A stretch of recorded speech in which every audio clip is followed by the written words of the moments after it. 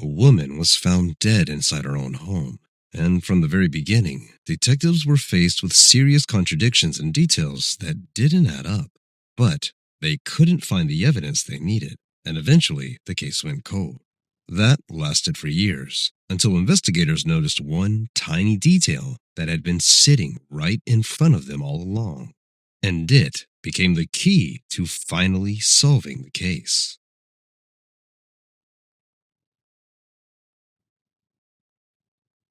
Janet Abaroa was born on June 19th, 1979, in an American town called Annandale, not far from Washington, D.C.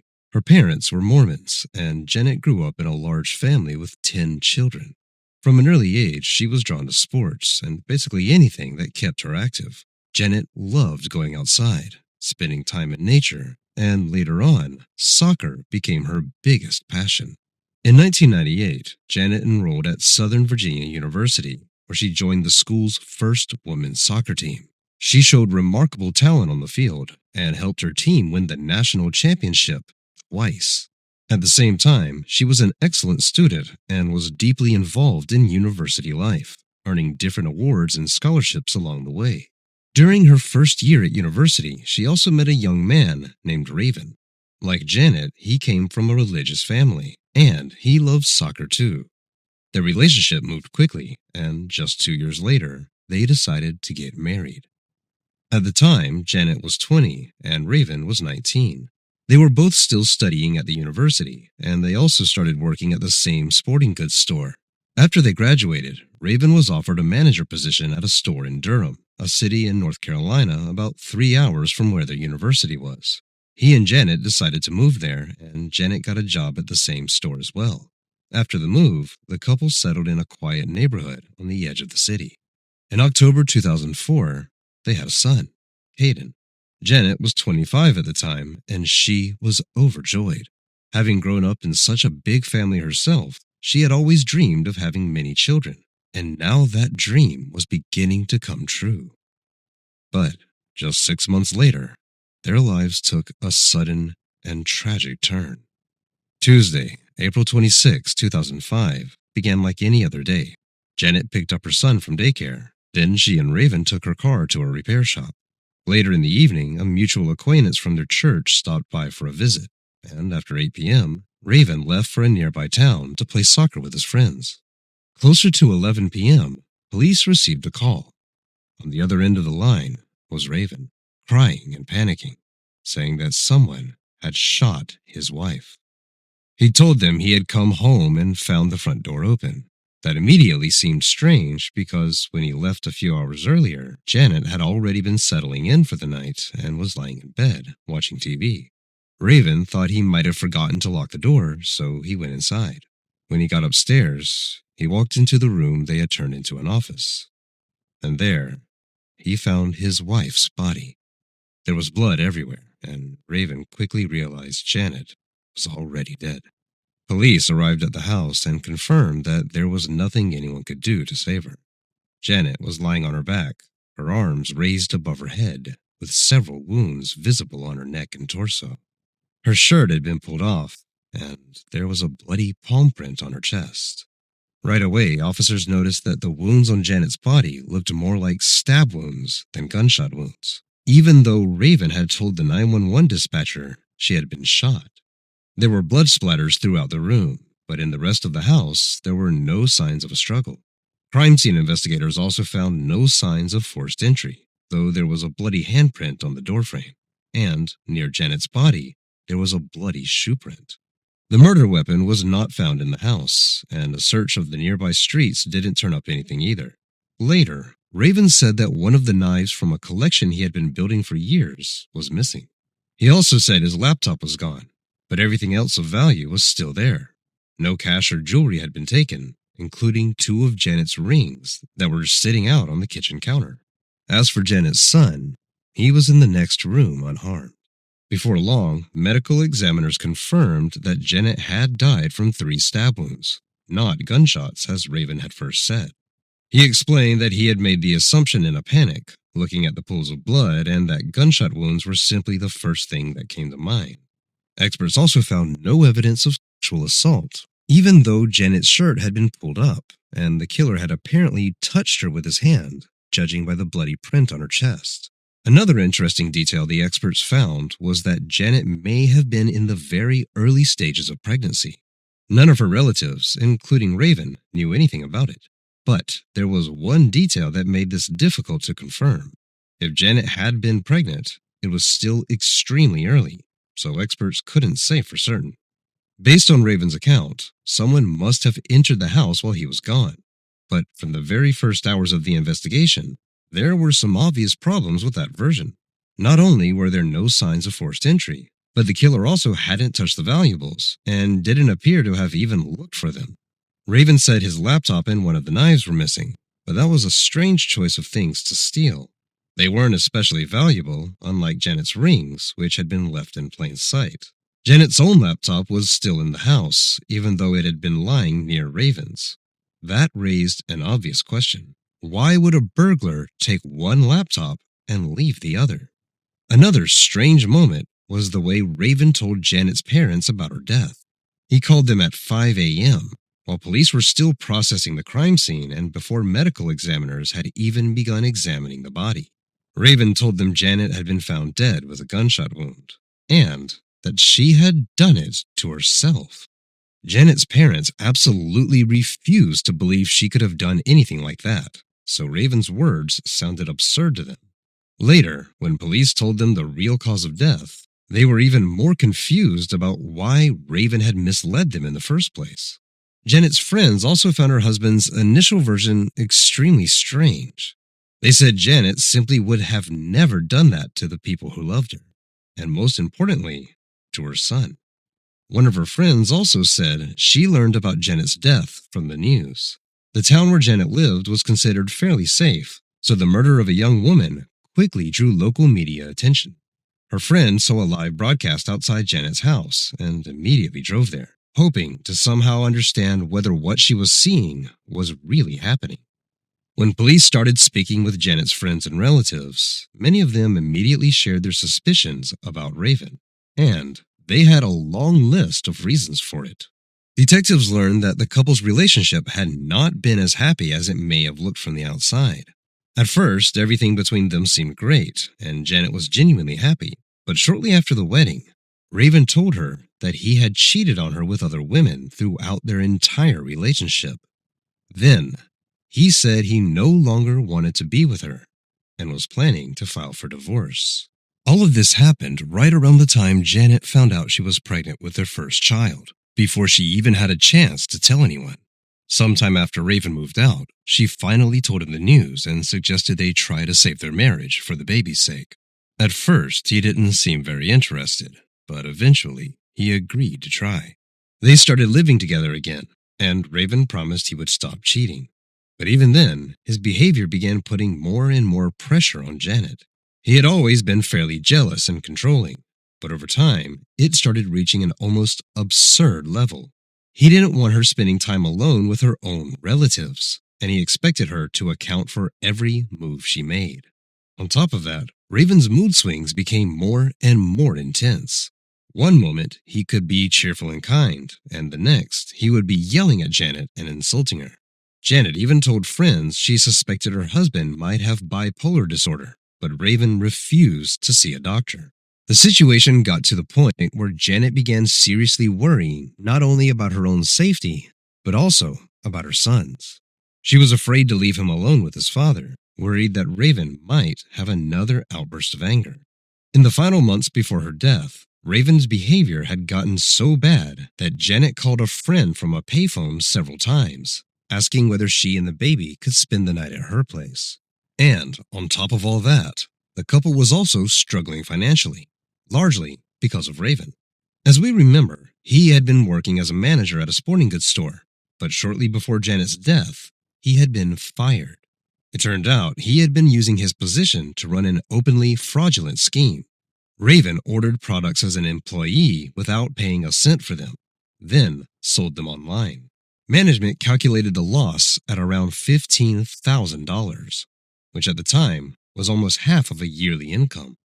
In the end, Raven was not only fired, but also charged with fraud.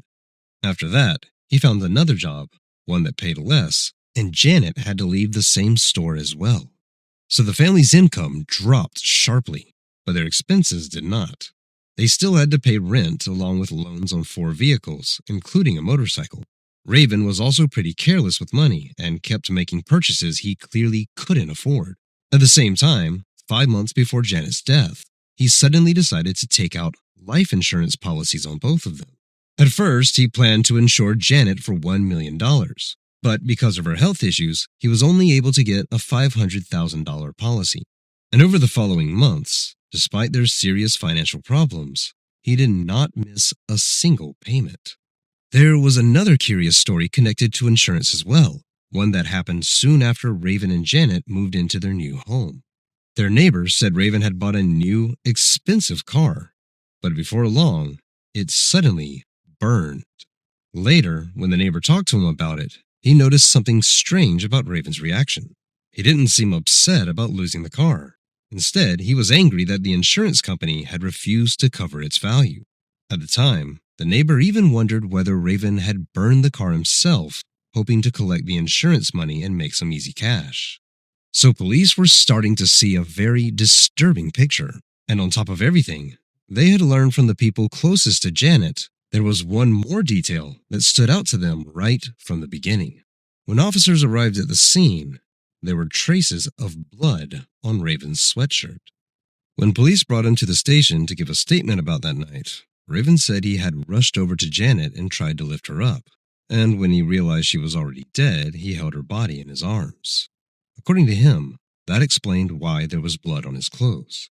Raven also denied that he and his wife had been having any serious problems in their marriage. He said they argued sometimes, but that it never turned into anything more than that.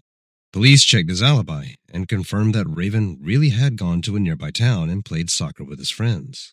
Plenty of people had seen him there, and they said he had spent the whole evening with them. On top of that, Raven said he had stopped at a gas station on the way home to get something to drink, and surveillance cameras did capture him there. He looked completely normal, and nothing in his behavior suggested he had just committed a brutal murder. So, in theory, he had an alibi for the evening Janet was killed. But there was one important detail. Medical examiners had not been able to establish her exact time of death. That meant Raven could have killed her before even leaving the house. In that case, he would have had to attack Janet around 8 p.m., then leave their son alone in the house for several hours with his mother's body in the next room.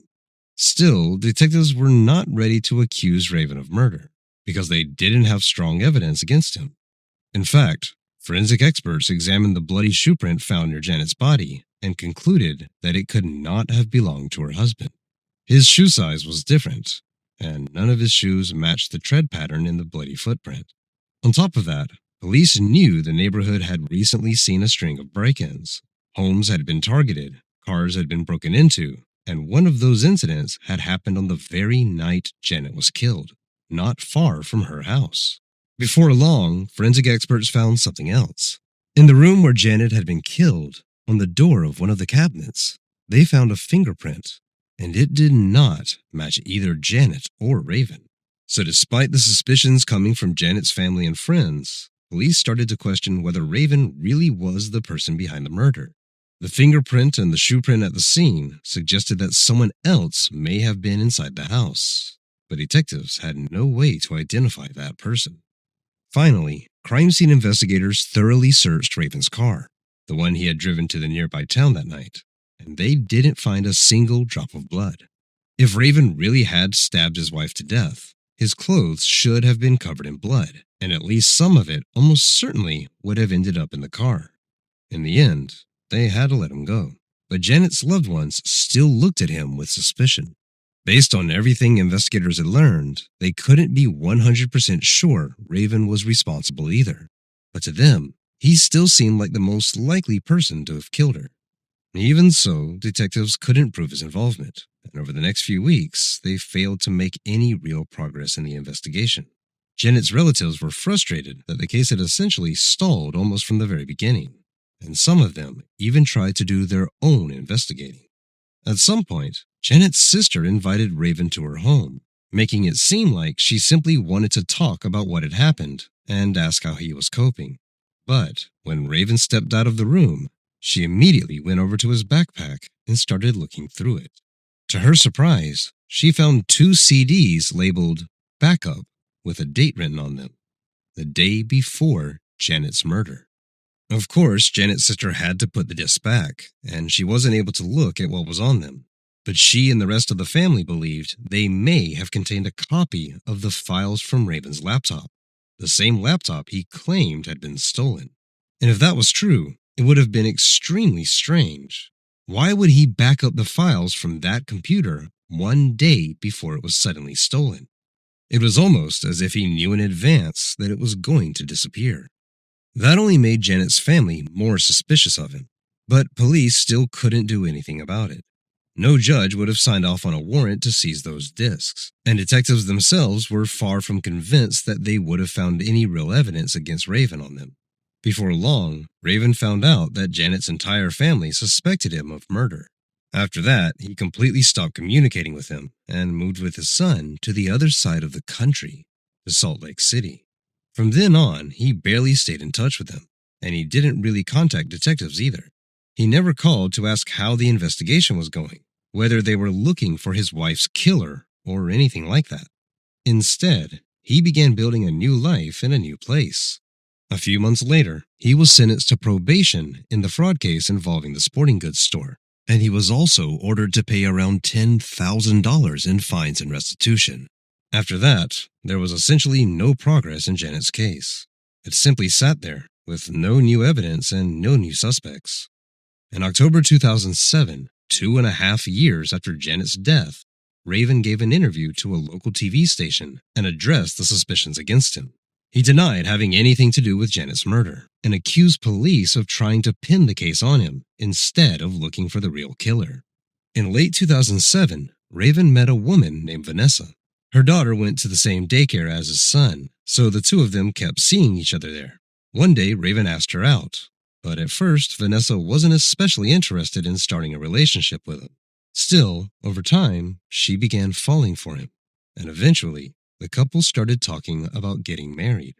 Raven told her that his ex-wife had been killed by an unknown intruder who had never been caught. Vanessa, whose father was a police officer, immediately started looking into the case and quickly learned about the suspicions surrounding him. She even watched the interview where he talked about his innocence, but she still couldn't shake the feeling that he may have been connected to the crime somehow. She talked to him about it, but Raven convinced her he had not killed Janet. He told her the police department had been fixated on him from the very beginning and had failed to properly look at other suspects, which was why the real killer had never been caught.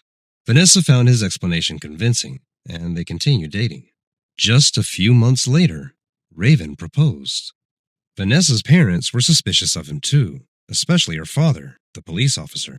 At one point, he even asked Raven directly whether he had killed his wife, but Raven didn't answer with a simple yes or no. Instead, he just said, "I loved my wife." Still, Vanessa's parents had doubts of their own. They weren't 100% sure Raven was responsible, so they didn't try to stop the wedding. But shortly before they were supposed to get married, Vanessa herself began questioning whether she could go through with it. One day, they got into an argument, and it was as if something in Raven snapped. He shoved her head into a wall, screaming in her face, and even raised his fist, stopping just inches from his future wife's head. He said things like, "I don't care whether you live or die," and "I want to hit you, but I can't get into trouble again." Then he walked out of the room, laughing loudly, while Vanessa stood there in shock. In all the months they had been together, she had never seen Raven like that before, and it deeply frightened her. Soon, Vanessa was confronted with something else. Janet's relatives still believed Raven had been involved in her death, and when they learned he was planning to marry again, they tracked down Vanessa's phone number and reached out to warn her about the man she was about to marry. Even so, Vanessa did not call off the wedding, and the two got married. Afterward, they went to Las Vegas for their honeymoon, and while they were there, another strange incident happened. Raven had quite a lot to drink and started talking about his first wife. But he wasn't talking about how sad or devastating he had been after her death. Instead, He went on at length about how angry he had been, which Vanessa found strange. Then, Raven put his arms around her and told her that he would never hurt her, and that frightened her badly. After that, Raven had repeated outbursts of rage over the smallest things. He screamed at Vanessa, insulted her, threatened her, and on one occasion, even slammed her head into a wall. Vanessa could hardly believe this was the same man she had been dating just a few months earlier, because he had changed beyond recognition. And with every one of those outbursts, she became more and more convinced that Raven really could have killed his first wife. Eventually, Vanessa began fearing for her own life, as well as for her daughter's safety.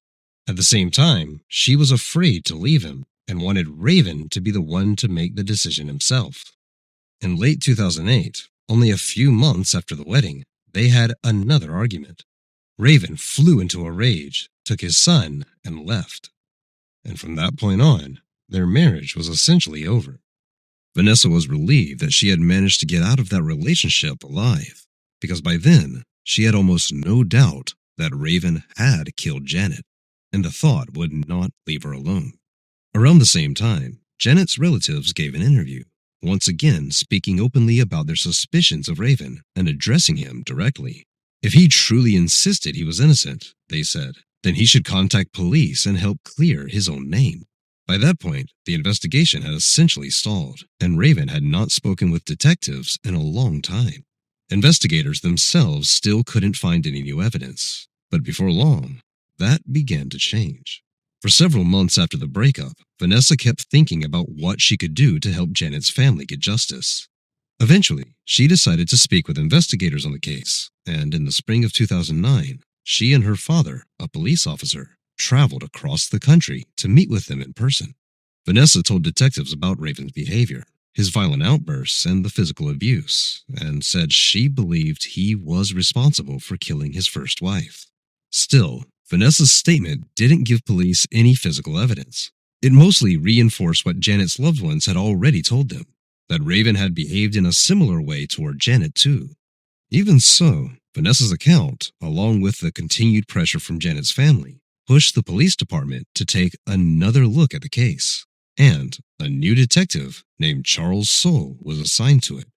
He began reviewing everything they had, including Raven's recorded interviews and his media appearances. After that, Detective Soule decided to speak with him directly, and Raven agreed to talk by phone. During that conversation, Soule noticed that Raven seemed to get tangled up in his own story and changed certain details as he went. For example, he had previously said the lights were off inside the house when he came home, but now his version was different. He also said the baby had not been crying, even though during the 911 call, Raven had said the opposite. Detective Soule also took note of the fact that, sometime after Janet's murder, Raven had suddenly found the same knife he had originally claimed was missing. Raven insisted he had found it among his belongings in a box after moving to Salt Lake City, and blamed police for supposedly missing it during their search of the house. Another inconsistency involved Raven's clothing. He said he had gone to play soccer that evening wearing a sweatshirt, and that he was still wearing it when he came home. But Detective Soule looked at the surveillance footage from the gas station Raven had stopped at after the game to buy a drink, and in that video, he was wearing only a t-shirt. Considering there was a bloodstain on the sweatshirt, the detective had an obvious question. Did that stain really get there after Raven came home, found Janet's body, and held her in his arms? Or had he killed Janet before leaving the house while wearing that sweatshirt, then taken it off, gone to the game, and put it back on when he returned so he would have an explanation for the blood on his clothes? Detective Soule turned to a blood splatter expert for help, and the expert concluded that Raven's version made no sense. Janet's body was covered in blood, and there were pools of it around her. But on Raven's sweatshirt, there was only a small bloodstain.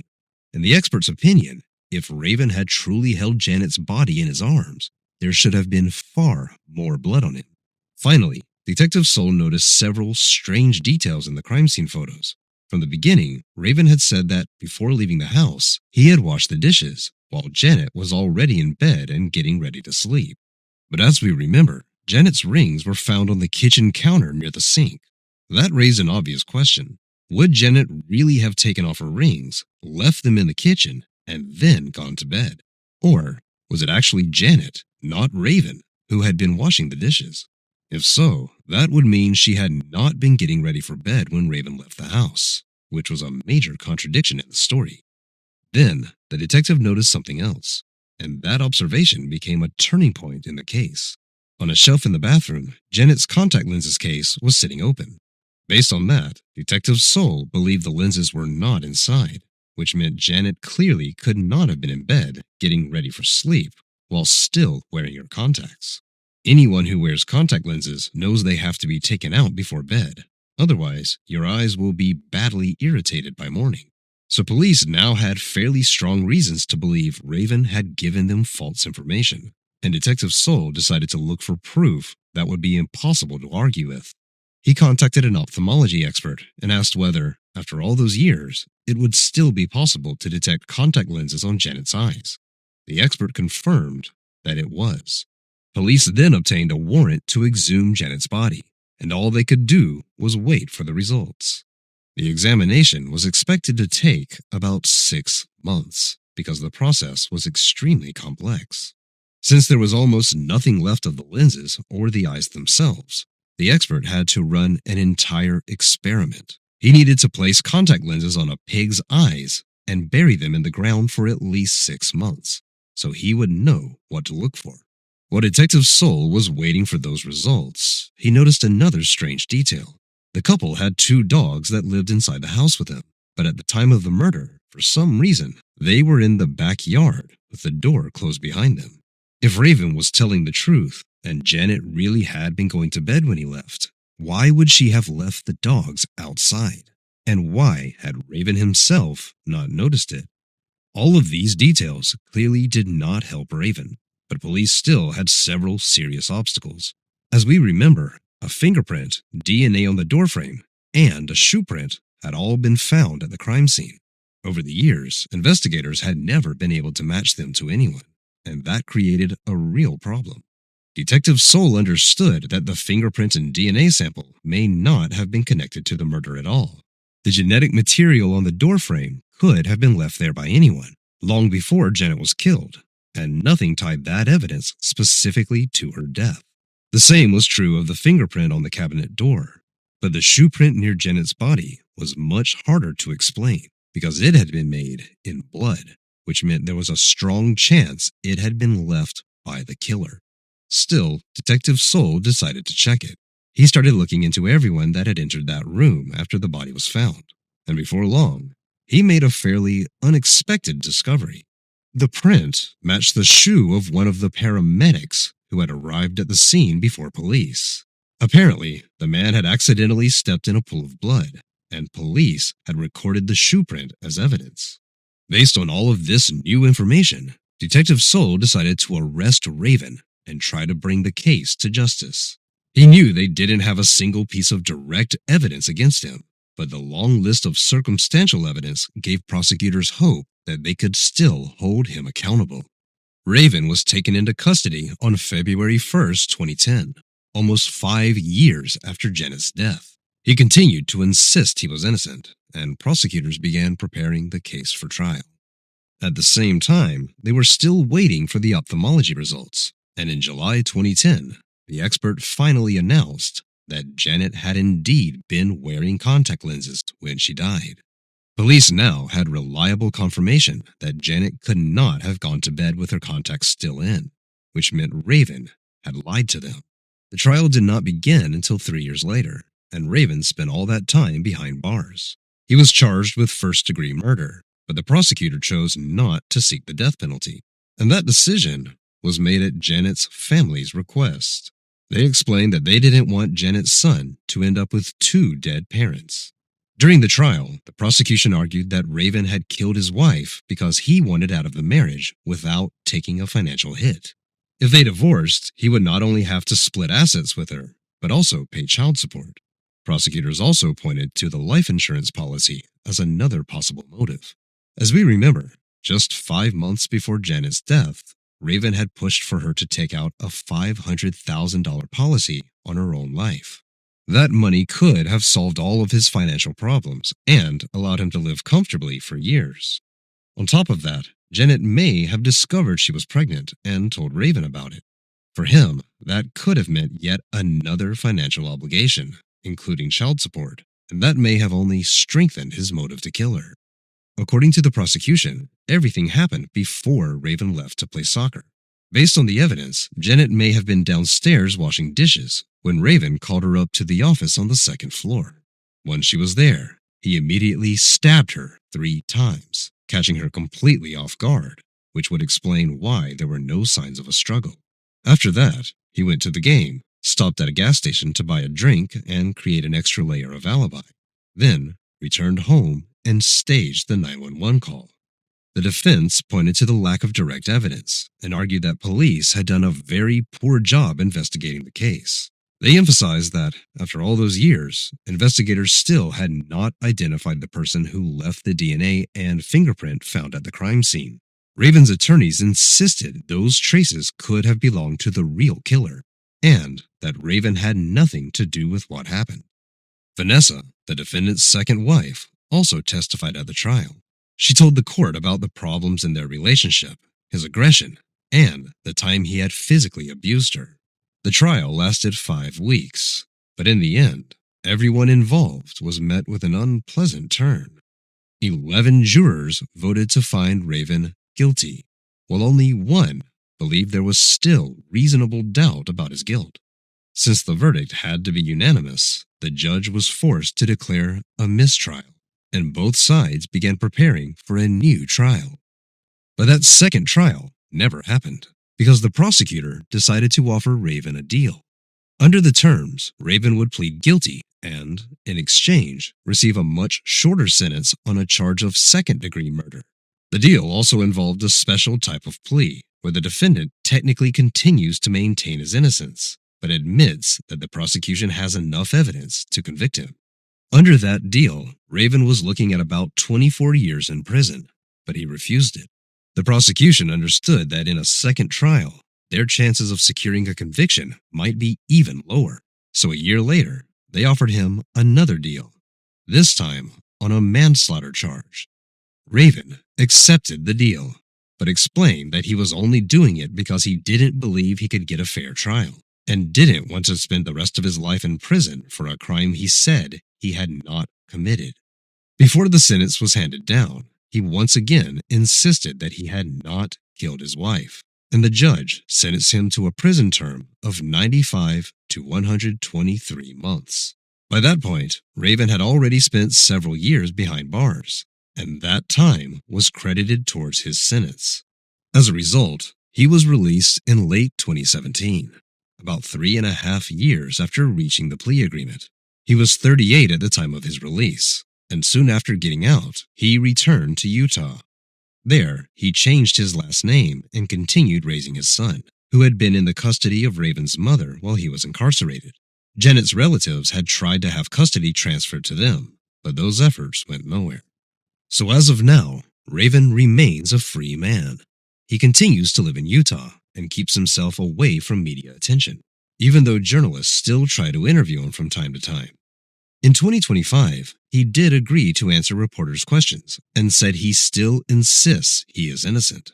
He also agreed, for the first time, to take a polygraph test, and the examiner found no signs of deception. His son, who is now an adult, said he has never considered the possibility that his father was involved in his mother's murder, and believes the accusations against him are unfair. In total, Raven spent 8 years behind bars, and that fact was deeply painful for Janet's relatives.